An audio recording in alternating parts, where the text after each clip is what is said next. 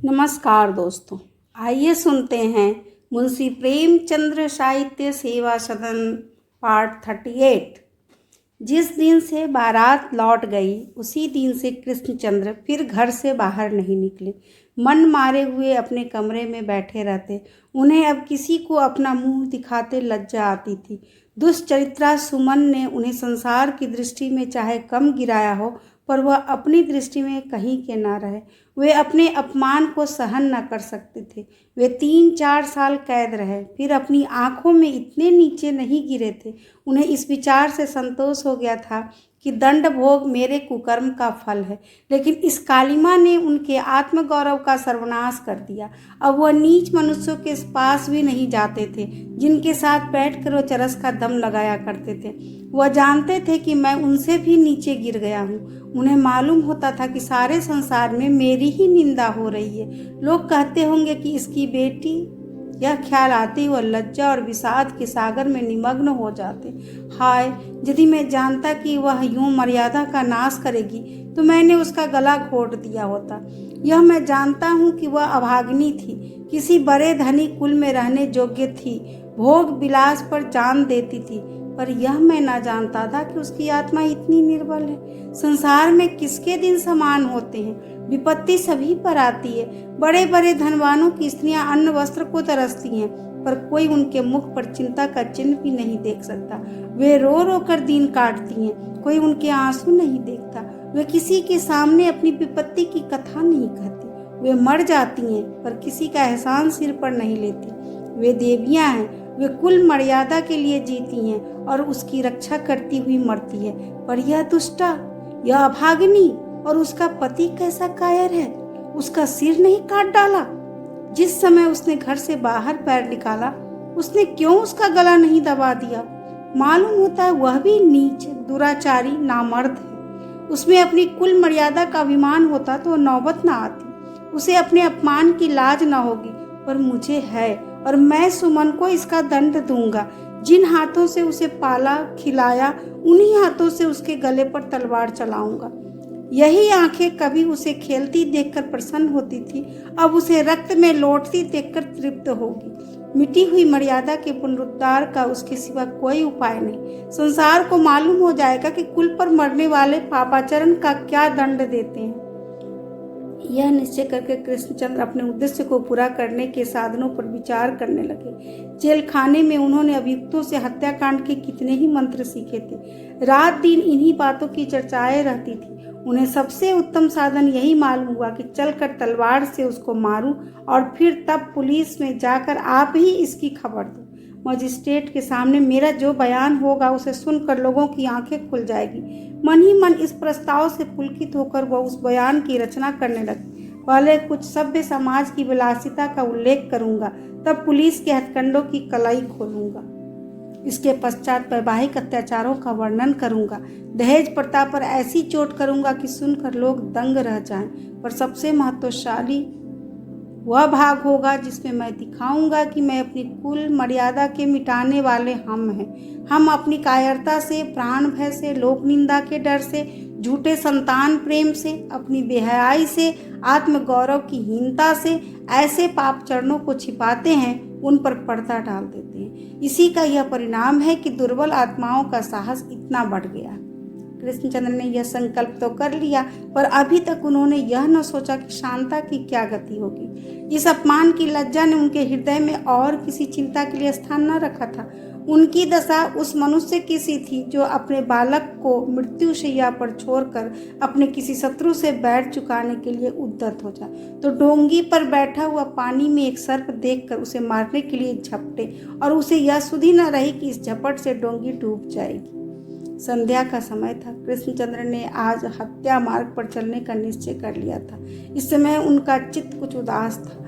यह वही उदासीनता थी जो किसी भयंकर काम के पहले चित्त पर आच्छादित हो जाया करती है। कई दिनों तक क्रोध के वेग से उत्तेजित और उन्मत्त रहने के बाद उनका मन इस समय कुछ शिथिल सा हो गया था। जैसे वायु कुछ समय तक वेग से चलने के बाद शांत हो जाती है, चित्त की ऐसी अवस्था में यह उदासीनता बहुत ही उपयुक्त होती है। उदासीनता वैराग्य का एक सूक्ष्म स्वरूप है जो थोड़ी देर के लिए मनुष्य को अपने जीवन पर विचार करने की क्षमता प्रदान कर देती है। उस समय पूर्व स्मृतियां हृदय में क्रीड़ा करने लगती हैं। कृष्णचंद्र को वो दिन याद आ रहे थे जब उनका जीवन आनंदमय था, जब वह नित्य संध्या समय अपनी दोनों पुत्रियों को साथ लेकर सैर करने जाया करते थे। कभी सुमन को गोद में उठाते, कभी शांता को। जब वे लौटते तो गंगाजली किस तरह प्रेम से दौड़ कर दोनों लड़कियों को प्यार करने लगती थी। किसी आनंद का अनुभव इतना सुखद नहीं होता जितना उसका स्मरण। वही जंगल और पहाड़ जो कभी आपको सुनसान और बीहर प्रतीत होते थे, वह नदियां और झीलें जिनके तट पर से आप आंखें बंद किए निकल जाते थे, कुछ समय के लिए एक अत्यंत मनोरम शांतिमय रूप धारण करके आपके स्मृति नेत्रों के सामने आती है और फिर आप उन्हीं दृश्यों को देखने की आकांक्षा करने लगते हैं। कृष्णचंद्र उस भूतकालिक जीवन का स्मरण करते करते गदगद हो गए। उनकी आंखों से आंसू की बूंदें टपक पड़ी। हाय, उस आनंदमय जीवन का ऐसा विषादमय अंत हो रहा है। मैं अपने ही हाथों से अपने ही गोद की खिलाई हुई लड़की का वध करने को प्रस्तुत हो रहा हूँ। कृष्णचंद्र को सुमन पर दया आई। वह बेचारी कुएं में गिरी पड़ी है।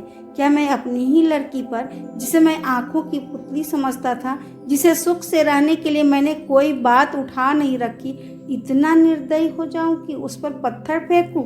लेकिन यह दया का भाव कृष्णचंद्र के हृदय में देर तक न रह सका।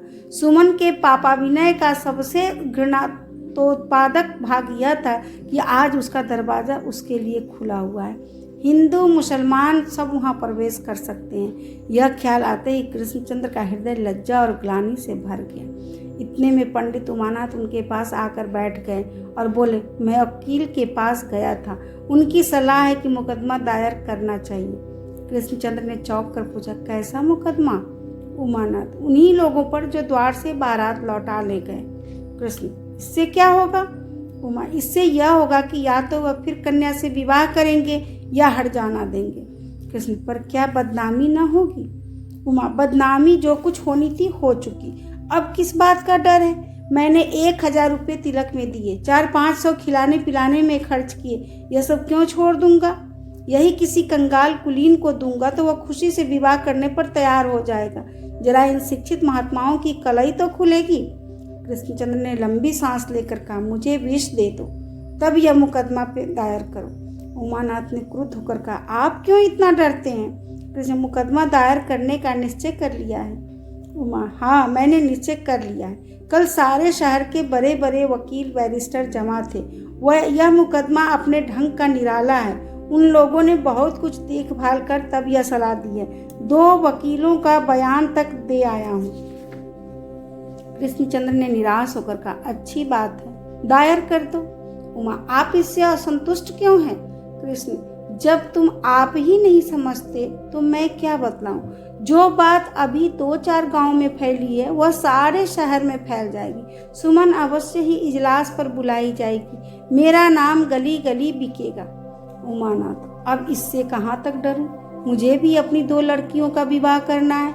यह कलंक अपने माथे लगा कर उनके विवाह में क्यों बाधा डालूं? कृष्ण, तो तुम यह मुकदमा इसलिए दायर करते हो जिससे तुम्हारे नाम पर कोई कलंक न रहे? उमानाथ ने सगर्व कहा, हाँ, अगर आप उसका यह अर्थ लगाते हैं तो यही सही। बारात मेरे द्वार से लौटी है। लोगों को भ्रम हो रहा है कि सुमन मेरी लड़की है। सारे शहर में मेरा ही नाम लिया जा रहा है। मेरा दावा 10,000 का होगा। अगर 5,000 की डिग्री हो गई तो शांता का किसी उत्तम कुल में ठिकाना लग जाएगा। आप जानते हैं, झूठी वस्तु को मिठास के लोभ से लोग खाते हैं। जब तक रुपये का लोभ न होगा, शांता का विवाह कैसे होगा? एक प्रकार से मेरे कुल में भी कलंक लग गया। पहले जो लोग मेरे यहाँ संबंध करने में अपनी बड़ाई समझते थे, वे अब बिना लंबी थैली के सीधे बात भी न करेंगे।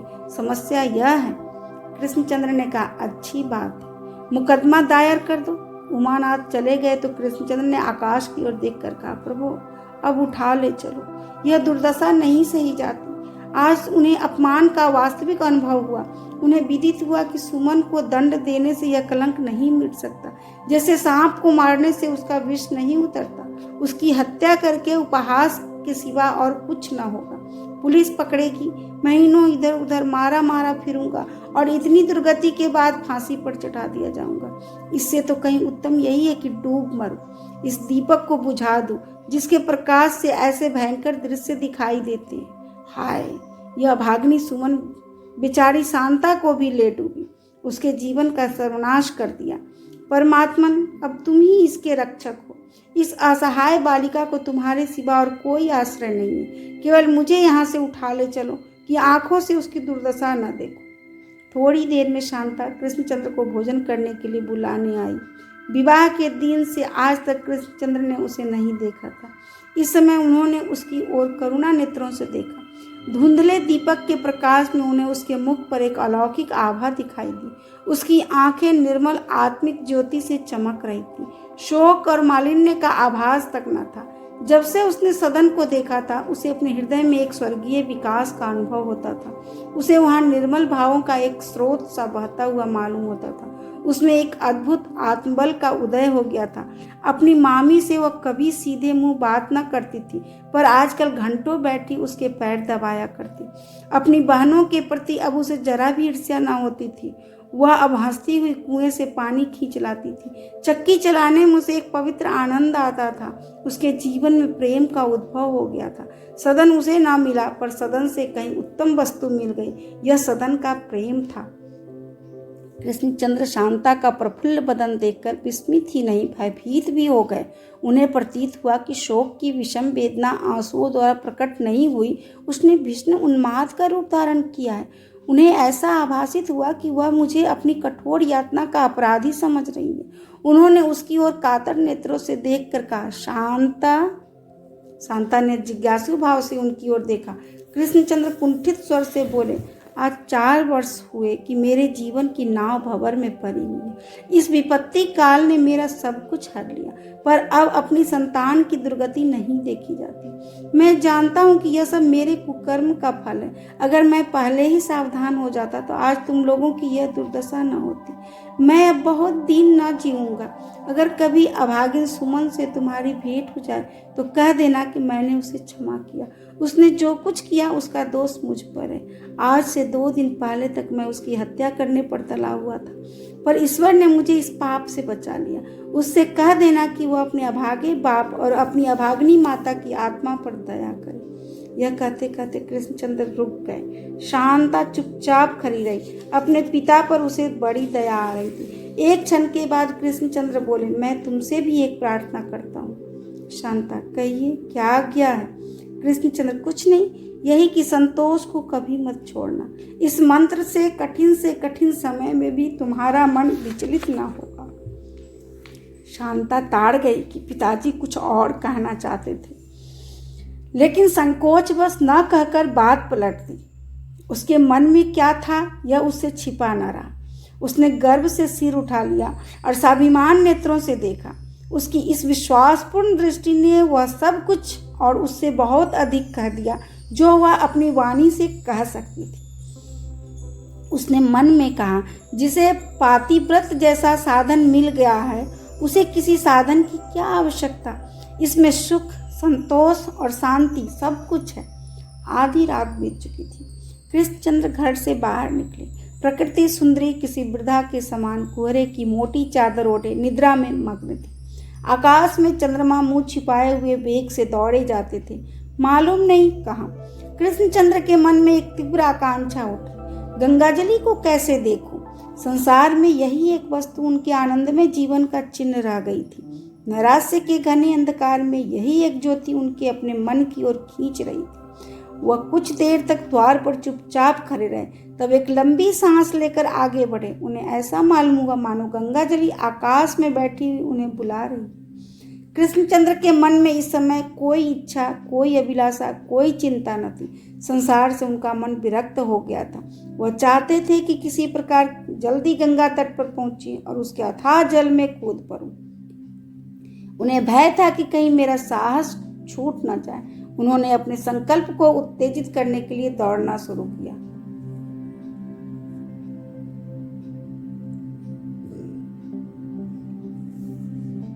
लेकिन थोड़ी ही दूर चलकर वह फिर ठिठक गए और सोचने लगे, पानी में कूद पड़ना ऐसा क्या कठिन है, जहाँ भूमि से पैर उखड़े की काम तमाम हुआ। यह स्मरण करके उनके हृदय में एक बार कांप उठा। अकस्मात यह बात उनके ध्यान में आई कि कहीं निकल क्यों न जाऊं। जब यहाँ रहूंगा ही नहीं तो अपना अपमान कैसे सुनूंगा। लेकिन यह बात को उन्होंने मन में जमने न दिया। मोह को कपट लीला उन्हें धोखा न दे सकी। जबकि वह धार्मिक प्रवृत्ति के मनुष्य नहीं थे और अदृश्य के एक अव्यक्त भय से उनका हृदय कांप रहा था। और अपने संकल्प को दृढ़ रखने के लिए वो अपने मन को यह विश्वास दिला रहे थे कि परमात्मा बड़ा दयालु और करुणाशील है। आत्मा अपने को भूल गई थी। वह उस बालक के समान थी जो अपने किसी सखा के खिलौने तोड़ डालने के बाद अपने ही घर में जाते डरता है। कृष्णचंद्र इसी प्रकार आगे बढ़ते हुए कोई 4 मील चले गए। ज्यों ज्यों गंगा तट निकट होता जाता था त्यों त्यों उनके हृदय की गति बढ़ती जाती थी। भय से चित्त अस्थिर हुआ जाता था, लेकिन वह इस आंतरिक निर्बलता को कुछ तो अपने वेग और कुछ तिरस्कार से हटाने की चेष्टा कर रहे थे। हाँ, मैं कितना निर्लज्ज आत्मशून्य हूँ। इतनी दुर्दशा होने पर भी मरने से डरता हूँ। अकस्मात उन्हें किसी के गाने की ध्वनि सुनाई दी।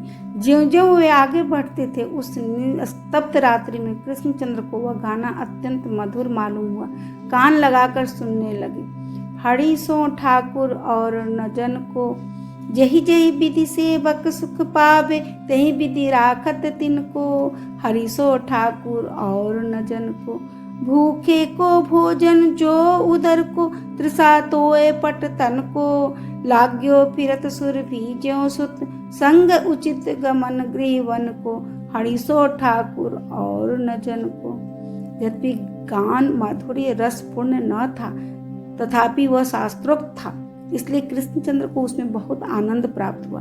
उन्हें इस शास्त्र का अच्छा ज्ञान था, इसने उनके विदग्ध हृदय को शांति प्रदान कर दी। गाना बंद हो गया और एक क्षण के बाद कृष्णचंद्र ने एक दीर्घकाय जटाधारी साधु को अपनी ओर आते देखा। साधु ने उनका नाम और स्थान पूछा।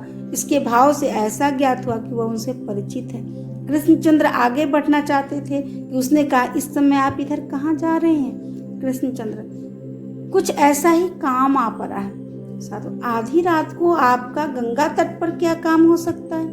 कृष्णचंद्र ने रुष्ट होकर उत्तर दिया, आप तो आत्मज्ञानी हैं, आपको स्वयं जानना चाहिए। साधु, आत्मज्ञानी तो मैं नहीं हूँ, केवल भिक्षुक हूँ। इस समय मैं आपको उधर न जाने दूंगा।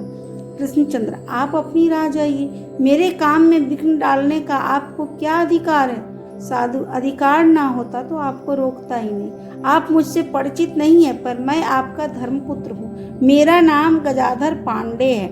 कृष्णचंद्र, ओहो, आप गजाधर पांडे हैं? आपने यह वेश कब से धारण कर लिया? आपसे मिलने की मेरी इच्छा थी। मैं आपसे बहुत कुछ पूछना चाहता था। गजाधर, मेरा स्थान गंगा तट पर एक वृक्ष के नीचे है। चलिए वहाँ थोड़ी देर विश्राम कीजिए, मैं सारा वृत्तांत आपसे कह दूंगा। रास्ते में दोनों मनुष्यों में कुछ बातचीत न हुई। थोड़ी देर में वे उस वृक्ष के नीचे पहुंच गए, जहां एक मोटा सा कुंदा जल रहा था। भूमि पर पुआल बिछा हुआ था और एक मृगचर्म, एक कमंडल और पुस्तकों का बस्ता उस पर रखा हुआ था। कृष्णचंद्र आग तापते हुए बोले, आप साधु हो गए हैं, सत्य ही कहिएगा, सुमन की यह कुप्रवृत्ति कैसे हो गई? गजाधर अग्नि के प्रकाश में कृष्णचंद्र के मुख की ओर मर्मभेदी दृष्टि से देख रहे थे। उन्हें उनके मुख पर हृदय के समस्त भाव अंकित देख पड़ते थे। वह अब गजाधर न थे। सत्संग और विरक्ति ने उनके ज्ञान को विकसित कर दिया था। वह उस घटना पर जितना ही विचार करते थे उतना ही उन्हें पश्चाताप होता था। इस प्रकार अनुतप्त होकर उनके हृदय सुमन की ओर से बहुत उदार हो गया था। कभी कभी उनका जी चाहता था कि चलकर उसके चरणों पर सिर रख दूं। गजाधर बोले, इसका कारण मेरा अन्याय था। वह सब मेरी निर्दयता और अमानुषीय व्यवहार का फल है। वह सर्वगुण संपन्न थी। वह इस योग्य थी कि किसी बड़े घर की स्वामिनी बनती। मुझ जैसा दुष्ट, दुरात्मा, दुराचारी मनुष्य उसके योग्य न था। उस समय मेरी स्थूल दृष्टि उसके गुणों को ना देख सकी। ऐसा कोई कष्ट न था जो उस देवी को मेरे साथ न झेलना पड़ा। पर उसने कभी मन न मैला किया। वह मेरा आदर करती थी, पर उसका यह व्यवहार देखकर मुझे उस पर संदेह होता था कि वह मेरे साथ कोई कौशल कर रही है। उसका संतोष, उसकी भक्ति, उसकी गंभीरता मेरे लिए दुर्बोध थी। मैं समझता था कि वह मुझसे कोई चाल चल रही है। अगर वह मुझसे छोटी मोटी वस्तुओं के लिए झगड़ा करती, रोती, कोसती, ताने देती तो उस पर मुझे विश्वास होता। उसका ऊंचा आदर्श मेरे अविश्वास का कारण हुआ। मैं उसके अस्तित्व पर संदेह करने लगा। अंत में वह दशा हो गई कि एक दिन रात को एक सहेली के घर पर केवल जरा विलंब हो जाने के कारण मैंने उसे घर से निकाल दिया। कृष्णचंद्र बात काट कर बोले, तुम्हारी बुद्धि उस समय कहाँ गई थी? तुमको जरा भी ध्यान न रहा कि तुम अपनी इस निर्दयता से कितने बड़े कुल को कलंकित कर रहे हो? गजाधर, महाराज, अब मैं क्या बताऊं कि मुझे क्या हो गया था। मैंने फिर उसकी सुध न ली, पर उसका अंतःकरण शुद्ध था। पापाचरण से उसे घृणा थी। अब वह विधवा आश्रम में रहती है और उससे प्रसन्न है। उसकी धर्मनिष्ठा देखकर लोग चकित हो जाते हैं। गजाधर की बातें सुनकर कृष्णचंद्र का हृदय सुमन की ओर से कुछ नरम पड़ गया, लेकिन वह जितना ही इधर नरम था उतना ही दूसरी ओर कठोर हो गया। जैसे साधारण गति से बहती हुई जलधारा सामने रुककर दूसरी ओर और भी वेग से बहने लगती है। उन्होंने गजाधर को सरोस नेत्रों से देखा, जैसे कोई भूखा सिंह अपने शिकार को देखता है। उन्हें निश्चय हो रहा था कि यह मनुष्य मेरे कुल को कलंकित करने वाला है। इतना ही नहीं, उसने सुमन के साथ भी अन्याय किया है, उसे नाना प्रकार के कष्ट दिए हैं। क्या मैं उसे केवल इसलिए छोड़ दूं कि वह अब अपने दुष्कृत्यों पर लज्जित है? लेकिन उसने यह बातें मुझसे क्यों कह दी? कदाचित वह समझता है कि मैं उसका कुछ नहीं बिगाड़ सकता। यही बात है, नहीं तो वह मेरे सामने अपना अपराध इतनी निर्भयता से क्यों स्वीकार करता? कृष्णचंद्र ने गजाधर के मनोभावों को न समझा। वह क्षण भर आग की तरफ ताकते रहे, फिर कठोर स्वर से बोले, गजाधर, तुमने मेरे कुल को डुबो दिया। तुमने मुझे कहीं मुंह दिखाने योग्य न रखा। तुमने मेरी लड़की की जान ले ली, उसका सत्यानाश कर दिया। इस पर भी तुम मेरे सामने इस तरह बैठे हो मानो कोई महात्मा हो। तुम्हें चुल्लू भर पानी में डूब मरना चाहिए। गजाधर जमीन की मिट्टी कुचल रहे थे। उन्होंने सिर न उठाया। कृष्णचंद्र फिर बोले, तुम दरिद्र थे, इसमें तुम्हारा कोई दोष नहीं। तुम अगर अपनी स्त्री को उचित रीति से पालन पोषण नहीं कर सके, इसलिए तुम्हें दोषी नहीं ठहराता। तुम उसके मनोभावों को नहीं जान सके, उसके सद्विचारों का मर्म नहीं समझ सके, इसके लिए भी मैं तुम्हें दोषी नहीं ठहराता। तुम्हारा अपराध यह है कि तुमने उसे घर से निकाल दिया। तुमने उसे मार क्यों नहीं डाला? अगर तुमको उसकी पतिव्रत पर संदेह था तो तुमने उसका सिर क्यों नहीं काट लिया? और यदि इतना साहस नहीं था तो स्वयं क्यों न प्राण त्याग दिए? विष क्यों न खा लिया? अगर तुमने उसके जीवन का अंत कर दिया होता तो उसकी यह दुर्दशा न हुई होती, मेरे कुल में यह कलंक न लगता। तुम भी कहोगे कि मैं पुरुष हूँ। तुम्हारी इस कायरता पर, इस निर्लज्जता पर धिक्कार है। जो पुरुष इतना नीच है कि अपनी स्त्री को दूसरों से प्रेम करते देखकर उसका रुधिर खौल नहीं उठता, वह पशुओं से भी गया बीता है। गजाधर को अब मालूम हुआ कि सुमन को घर से निकलने की बात कहकर वह मानो ब्रह्म फांस में फंस गए। वह मन में पछताने लगे कि उदारता की धुन में मैं इतना असावधान क्यों हो गया। तिरस्कार की मात्रा भी उनकी आशा से अधिक हो गई। वह न समझे कि तिरस्कार यह रूप धारण करेगा और इससे मेरे हृदय पर इतनी चोट लगेगी। अनुतप्त हृदय वह तिरस्कार चाहता है जिससे सहानुभूति और सहृदयता हो, वह नहीं जो अपमान सूचक और क्रूरतापूर्ण हो। पका हुआ फोड़ा नस्तर का घाव चाहता है, पत्थर का आघात नहीं। गजाधर अपने पश्चाताप पर पछता है। उनका मन अपने पूर्व पक्ष समर्थन करने के लिए अधीर होने लगा। कृष्णचंद्र ने गरज कर कहा, क्यों? तुमने उसे मार क्यों नहीं डाला? गजाधर ने गंभीर स्वर में उत्तर दिया, मेरा हृदय इतना कठोर नहीं था। कृष्ण, तो घर से क्यों निकाला? गजाधर, केवल इसलिए कि उस समय मुझे उससे गला छुड़ाने का और कोई उपाय न था। कृष्णचंद्र ने मुंह चिढ़ाकर कहा, क्यों? जहर खा सकते थे। गजाधर इस चोट से बिलबिला कर बोले, व्यर्थ में जान देता। कृष्ण, व्यर्थ जान देना व्यर्थ जीने से अच्छा है। गजाधर, आप मेरे जीने का व्यर्थ नहीं कह सकते। आपसे पंडित उमानाथ ने न कहा होगा, पर मैंने इसी याचना वृत्ति से उन्हें शांता के विवाह के लिए 1500 रुपये दिए हैं और इस समय भी उन्हीं के पास यह 1000 लिए जा रहा था, जिससे वह कहीं उसका विवाह कर दे। यह कहते कहते गजाधर चुप हो गए। उन्हें अनुभव हुआ कि इस बात का उल्लेख करके मैंने अपने ओछेपन का परिचय दिया। उन्होंने संकोच से सिर झुका लिया। कृष्णचंद्र ने संदिग्ध स्वर से कहा, उन्होंने इस विषय में मुझसे कुछ नहीं कहा। गजाधर, यह कोई ऐसी बात भी नहीं थी कि वो आपसे कहते, मैंने केवल प्रसंगवश कह दी। क्षमा कीजिएगा, मेरा अभिप्राय केवल यह है कि आत्मघात करके मैं संसार का कोई उपकार नहीं कर सकता था। इस कालिमा ने मुझे अपने जीवन को उज्जवल बनाने पर बाध्य किया है। सोई हुई आत्मा को जगाने के लिए हमारी भूलें एक प्रकार की दैनिक यंत्रणाएं हैं जो हमको सदा के लिए सतर्क कर देती है। शिक्षा, उपदेश, संसर्ग किसी से भी हमारे ऊपर उतना सुप्रभाव नहीं पड़ता जितना अपनी भूलों के कुपरिणाम को देखकर संभव है।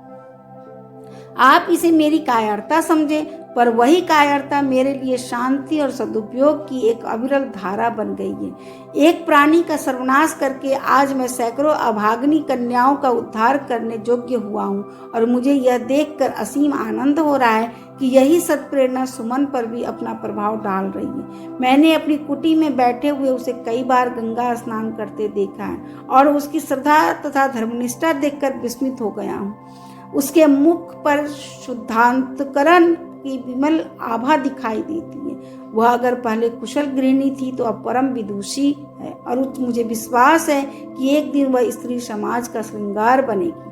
कृष्णचंद्र ने पहले इन वाक्य को इस प्रकार सुना जैसे कोई चतुर ग्राहक व्यापारी को अनुरोधपूर्ण बातें सुनता है। वो कभी नहीं भूलता कि व्यापारी उससे अपने स्वार्थ की बातें कर रहा है, लेकिन धीरे धीरे कृष्णचंद्र पर इन वाक्यों का प्रभाव पड़ने लगा। उन्हें विदित हुआ कि मैंने उस समय मनुष्य को कटु वाक्य कहकर दुख पहुंचाया, जो हृदय से अपनी भूल पर लज्जित है और जिसके एहसानों के बोझ के नीचे मैं दबा हुआ हूँ। हाँ, मैं कैसा कृतज्ञ हूँ। यह स्मरण करके उनके लोचन सजल हो गए। सरल हृदय मनुष्य मोम की भांति जितनी जल्दी कठोर हो जाता है उतनी ही जल्दी पसीज भी जाता है। गजाधर ने उनके मुख की ओर करुण नेत्रों से देखकर कहा, इस विषय यदि साधु के अतिथि बन जाए तो कैसा हो।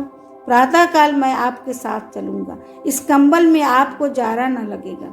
कृष्णचंद्र ने नम्रता से कहा, कंबल की आवश्यकता नहीं है, ऐसे ही लेटे रहूंगा। गजाधर, आप समझते हैं कि मेरा कंबल ओढ़ने में आपको दोष लगेगा, पर यह कंबल मेरा नहीं है, मैंने इसे अतिथि सत्कार के लिए रख छोड़ा है। कृष्णचंद्र ने अधिक आपत्ति नहीं की। उन्हें सर्दी लग रही थी। कंबल ओढ़ कर लेटे और तुरंत ही निद्रा में मग्न हो गए, पर वह शांतिदायिनी निद्रा नहीं थी, उनकी वेदनाओं का दिग्दर्शन मात्र था। उन्होंने स्वप्न देखा कि मैं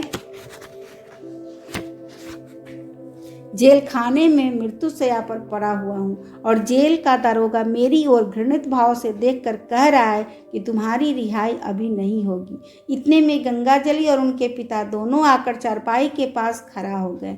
उनके मुंह विकृत थे और उन पर कालिमा लगी हुई थी। गंगाजली ने रो कर कहा, तुम्हारे कारण हमारी यह दुर्दशा हो रही है। पिता ने क्रोधयुक्त नेत्रों से देखते हुए कहा, क्या हमारी कालिमा ही मेरे जीवन का फल होगी? इसलिए हमने तुमको जन्म दिया था। अब यह कालिमा कभी हमारे मुख से न छूटेगी। हम अनंत काल तक यह यंत्रणा भोगते रहेंगे। तूने केवल 4 दिन जीवित रहने के लिए हमें यह कष्ट भोग दिया है, पर हम इसी दम तेरा प्राण हरण करेंगे। यह कहते हुए वह एक कुल्हाड़ा लिए हुए उन पर झपटे। कृष्णचंद्र की आंखें खुल गईं, उनकी छाती धड़क रही थी। सोते वक्त वह भूल गए थे कि मैं क्या करने घर से चला था। इस स्वप्न ने उनका स्मरण करा दिया। उन्होंने अपने को धिक्कारा, मैं कैसा कर्तव्यहीन हूँ। उन्हें निश्चित हो गया कि वह स्वप्न नहीं, आकाशवाणी है। गजाधर के कथन का असर धीरे धीरे उनके हृदय से मिटने लगा। सुमन अब चाहे सती हो जाए, साध्वी हो जाए, इससे वह कालिमा तो न मिट जाएगी जो उसने हमारे मुख में लगा दी है। वो यह आत्मा कहते हैं, पाप में सुधार की बड़ी शक्ति है। मुझे तो वह कहीं दिखाई नहीं देता। मैंने भी तो पाप किए हैं, पर कभी इस शक्ति का अनुभव नहीं किया। कुछ नहीं, यह सब उसके शब्द जाल है। उन्होंने अपनी कायरता को शब्दों के आडंबर में छिपाया है। यह मिथ्या है। पाप से पाप ही उत्पन्न होता है। अगर पाप से पुण्य होता तो आज संसार में कोई पापी न रह जाता। यह सोचते हुए उठ बैठे। गजाधर भी आगे आग के पास पड़े हुए थे। कृष्णचंद्र चुपके से उठे और गंगा तट की ओर चले। उन्होंने निश्चय कर लिया था कि अब इन वेदनाओं का अंत ही करके छोड़ूंगा। चंद्रमा अस्त हो चुका था। कोहरा और भी सघन हो गया। अंधकार ने वृक्ष, पहाड़, आकाश में कोई अंतर न छोड़ा था। कृष्णचंद्र एक पगडंडी पर चल रहे थे, पर दृष्टि की अपेक्षा अनुमान से अधिक काम लेना पड़ता था। पत्थरों के टुकड़ों और झाड़ुओं से बचने में वह ऐसे लीन हो रहे थे कि अपना अवस्था का ध्यान न था। कगार के किनारे पहुंचकर उन्हें कुछ प्रकाश दिखाई दिया। वह नीचे उतरे। गंगा कोहरे की मोटी चादर ओढ़े पड़ी कराह रही थी। आसपास के अंधकार और गंगा में केवल प्रवाह का अंतर था। यह प्रवाहित अंधकार था। ऐसी उदासी छाई हुई थी जो मृत्यु के बाद घरों में छा जाती है। कृष्णचंद्र नदी के किनारे खड़े थे। उन्होंने विचार किया, हाय, अब मेरा अंत कितना निकट है। एक पल में यह प्राण जाने कहाँ चले जाएंगे, न जाने क्या गति होगी। संसार से आज नाता टूटता है। परमात्मन, अब तुम्हारी शरण आता हूँ, मुझ पर दया करो, ईश्वर मुझे संभालो। इसके बाद उन्होंने एक क्षण हृदय में बल का संचार किया। उन्हें मालूम हुआ कि मैं निर्भय हूँ। वह पानी में घुसे। पानी बहुत ठंडा था। कृष्णचंद्र का सारा शरीर दहल उठा। वो घुसते चले गए। गले तक पानी में पहुंचकर एक बार फिर विराट तिमिर को देखा। यह संसार प्रेम की अंतिम घड़ी थी। यह मनोबल की, आत्माभिमानी की अंतिम परीक्षा थी। अब तक उन्होंने जो कुछ किया था वह केवल इसी परीक्षा की तैयारी थी। इच्छा और माया का अंतिम संग्राम था। माया ने अपनी संपूर्ण शक्ति से उन्हें अपनी ओर खींचा। सुमन विदुषी वेश में दृष्टिगोचर हुई। शांता शोक की मूर्ति बनी हुई सामने आई। अभी क्या बिगड़ा है, क्यों न साधु हो जाऊं? मैं ऐसा कौन बड़ा आदमी हूं कि अभी संसार में मेरे नाम और मर्यादा की चर्चा करेगा? ऐसी ना जाने कितनी कन्याएं पाप के फंदे में फंसती हैं। संसार किसकी परवाह करता है? मैं मूर्ख हूँ जो यह सोचता हूँ कि संसार मेरी हंसी उड़ाएगा। इच्छा शक्ति ने कितना ही चाहा कि इस तर्क का प्रतिवाद करे, पर वह निष्फल हुई। एक डुबकी की कसर थी। जीवन और मृत्यु में केवल एक पग का अंतर था। पीछे का एक पग कितना सुलभ था, कितना सरल। आगे का एक पग कितना कठिन था, कितना भयकारक। कृष्णचंद्र ने पीछे लौटने के लिए कदम उठाया। माया ने अपनी विलक्षण शक्ति का चमत्कार दिखा दिया। वास्तव में वह संसार प्रेम नहीं था, अदृश्य का भय था। उस समय कृष्णचंद्र को अनुभव हुआ कि अब मैं पीछे नहीं फिर सकता। वह धीरे धीरे आप ही आप खिसकते जाते थे। उन्होंने जोर से चित्कार किया, अपने शीत शिथिल पैरों को पीछे हटाने की प्रबल चेष्टा की, लेकिन कर्म की गति वह आगे ही को खिसके। अकस्मात उसके कानों में गजाधर के पुकारने की आवाज आई। कृष्णचंद्र ने चिल्लाकर उत्तर दिया, पर मुंह से पूरी बात न निकलने पाई थी कि हवा ने बुझकर अंधकार में लीन हो जाने वाला दीपक के सदृश लहरों में मगन हो गया। शोक, लज्जा और चिंता तप्त हृदय का दाह शीतल जल से शांत हो गया। गजाधर ने केवल यह शब्द सुने, मैं यहाँ डूबा जाता हूँ, और फिर लहरों की पैशाचिक कीड़ा ध्वनि के सिवा और कुछ न सुनाई दिया। शोकाकुल गजाधर देर तक तट पर खड़े रहे। वही शब्द चारों ओर से उन्हें सुनाई देते थे। पास की पहाड़ियों और सामने की लहरों और चारों ओर छाया हुआ दुर्मेघ अंधकार इन्हीं शब्दों से प्रतिध्वनित हो रहा था। अभी आप सुन रहे थे मुंशी प्रेमचंद्र साहित्य सेवा सदन पार्ट 38। धन्यवाद।